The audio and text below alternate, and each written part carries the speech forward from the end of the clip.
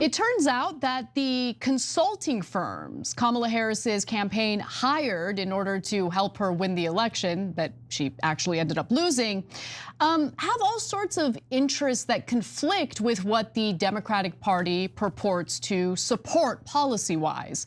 And recently, the fine reporters over at Sludge investigated where the Harris campaign spent the $1 billion that they raised in just a few short months.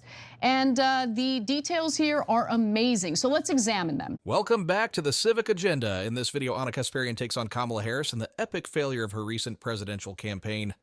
The focus?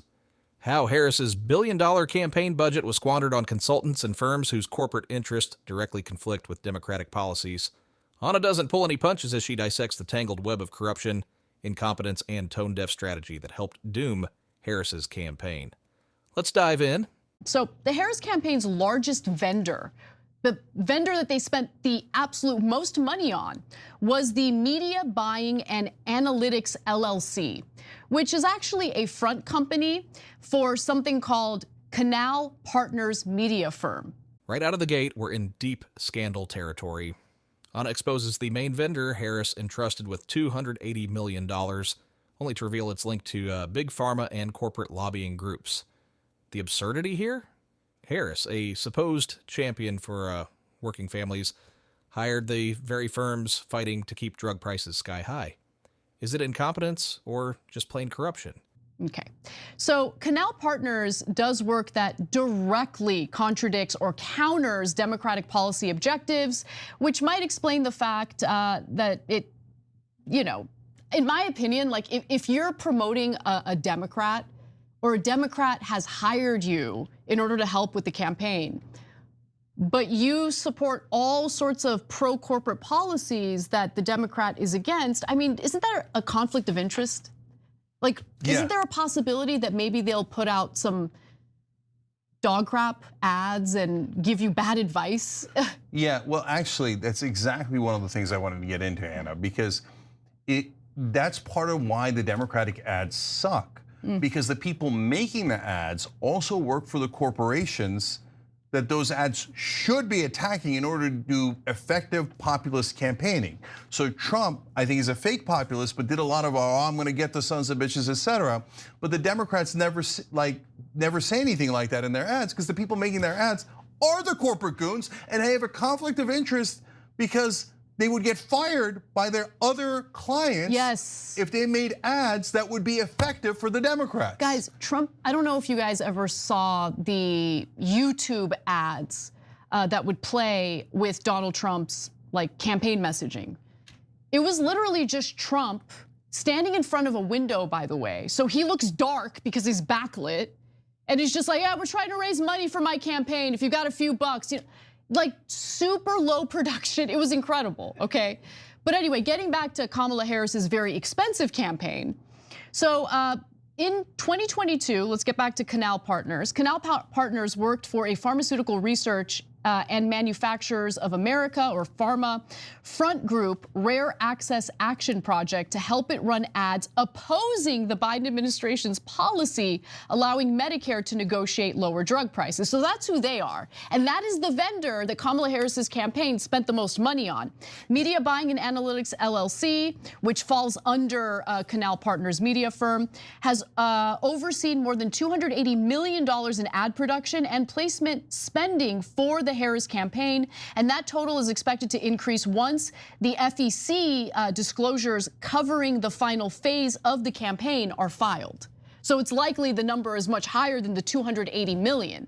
But imagine spending hundreds of millions of dollars of your campaign money on this group, on this vendor, which has all sorts of corporate clients who are very much against the messaging and the policy proposals that Kamala Harris allegedly supports. So two things about that. Exactly to our point, and what would have been a super effective ad is, and policy is, if Kamala Harris said, I'm going to negotiate all drug prices. Joe Biden started off something positive. We're negotiating 10 of those prices, but I'm going to do them all. And I'm going to make sure that those big drug companies stop robbing you blind.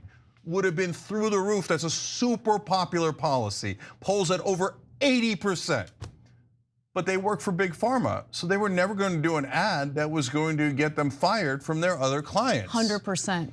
So hiring these corporate goons is so moronic. That's exactly why I call them corporate Democrats. The Young Turks are absolutely right to call out this self-sabotage. Harris's team literally hired firms who represented Uber, Big Pharma, and anti-healthcare interests, entities diametrically opposed to progressive democratic values. It's not just bad optics, it's a betrayal of voters who believed Harris stood for something. And here's the kicker. These firms have a track record of losing, yet they still get hired. Why? Because profit, not progress, is the goal. And you want to know another client of theirs? Uber. Who else is at Uber? Do you remember? Chief legal officer for Uber's Tony West. Who's that? Well, that's the brother-in-law for Kamala Harris, and the person who convinced Kamala Harris, stop talking about price gouging, stop talking about housing, start telling everybody how 90 corporate CEOs are on your side, start embracing the Cheneys, and start embracing big corporations. It worked out well for her. And how'd that work out for you, Kamala Harris? How'd that work out for you, Democratic Party, listening to morons, corrupt people like Tony West, driving the party into a ditch so they can get paid more? So let's talk about some of the other vendors, including Gambit Strategies. The Washington, D.C.-based digital firm Gambit Strategies was paid $122 million for media protection and placement by the Harris and Biden campaigns as of the middle of October. Now, they have worked on successful campaigns like that of Hillary Clinton's in 2016. So money well spent. You know, Anna, when I read that, I was like, they're amazing. They're using the same people that ran Hillary's campaign into the ground. I mean, they hire proven losers because the idea of doing something different is an anathema to them, right? Oh, go populist, go outsider, go for the average American. Ew, ew. Let's hire the Uber and Big Pharma and Hillary Clinton people. They're such geniuses. Everyone in Washington loves them. And by the way, do you remember that policy that they had that if any consultant, ad company, PR company, any company that worked with a progressive challenging a Democratic incumbent would get banned forever. So they literally banned any company that might do it right and said only the corporate idiots who have caused all of our losses are the only ones we'll hire.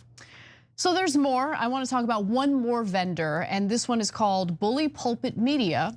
Bully Pulpit Interactive, or BPI, has been a leading Democratic consultancy and media firm in recent election cycles. As of mid-October, the company had received disbursements of over $101 million from the Harris and Biden campaigns. Now, who are these people and what kind of work do they do? What other clients have they represented? Well, the firm has multiple partners, including Kim Axelrod, former Boeing spokesperson Bradley Ahuburio, and Danny Franklin, whose bio says his work at BPI has served McDonald's, JP Morgan Chase, Blackstone, General Mills, and other companies. So in other words, like Canal Partners, Bully Pulpit assists business interests that absolutely go against some of the more progressive economic policies that Democratic candidates espouse. And so when you have Kamala Harris starting out her campaign strong with talk of dealing with the housing crisis, talk of taking these corporate price gougers to task, that's not going to work out so well for these vendors who, again, have clients or represent clients who are not going to like that message. And so it totally makes sense now why Kamala Harris made that pivot in the middle of her very short 3-month campaign. Yes, and also she has no backbone, no principles. She's just a corporate robot. And so that's another huge part of the reason why. One more thing, Jake, because Bully Pulpit Media, they were paid $760,000 back in 2018 to squash efforts to create a universal healthcare system. Let that sink in. Harris's campaign bankrolled a firm that actively worked against one of the most popular Democratic policies, universal healthcare. This is the type of cognitive dissonance that makes voters distrust the Democratic establishment. How can Harris claim to fight for lower healthcare costs while funneling millions to firms that lobby to protect corporate profits? This is a political suicide mission, and it's no wonder her campaign crashed and burned.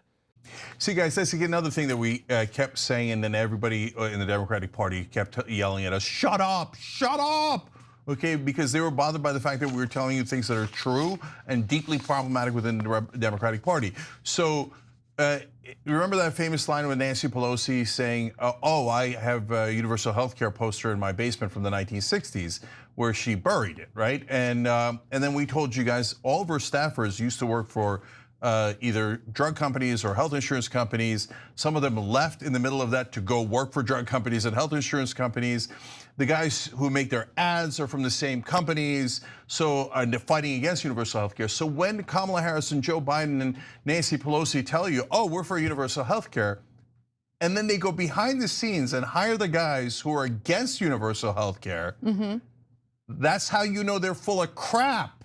So stop listening to these establishment Democrats who do not have your best interests in mind. They have their best interests in mind, and they get maximum money from these corporations and sell us out.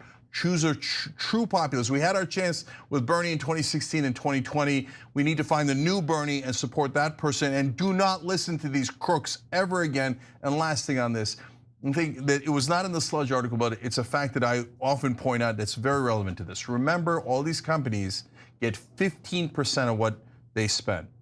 I keep asking why. 15% is a giant number. She raised $1 billion. So combined, these type of companies got approximately $150 million that you guys donated to her. Harris raised $1 billion, and $150 million went straight into the pockets of consultants with no vested interest in winning. Hannah perfectly sums up the grift. It's about siphoning money from campaigns, not serving voters. These firms don't care about winning or losing. They care about cashing in. And while Harris's campaign was imploding, these consultants were celebrating with champagne. So you tell me you can't find another company that isn't like all loaded up with corporate clients that could do it for $50 million? Look, we got rad ads at TYT. We could do it for $5 million and give you 10,000 times better ads. My point isn't TYT. My point is, this is a highway robbery. This whole system is messed up. It really is. And the conflicts of interest are severe. And if the Democratic Party wants to keep losing, then they can just keep doing what they've been doing. And for these companies, guys, they didn't lose the election. They made $150 million. Their profits skyrocketed. They're all high-fiving and drinking champagne right now. They don't give a damn that they lost. We lost. The people lost. The Democratic Party lost. But those corporate, clients of theirs won. They won. They made a spectacular amount of money. That's why they serve the donor class, because to them, winning or losing is just nearly irrelevant. It's a sideshow. Sucking up all that money and keeping 15% is their actual mission. This was a masterclass in campaign incompetence and corruption. Anna doesn't just destroy Kamala Harris, she obliterates the entire consultant industrial complex that plagues Democratic campaigns. Harris surrounded herself with corporate shills who prioritized their profits over her policies, her message, and ultimately her success. The result? A campaign that didn't just lose, it self-destructed in spectacular fashion. Thanks for watching. If you enjoyed the video, be sure to leave a like and be sure to subscribe to see more content similar to this one. Take care.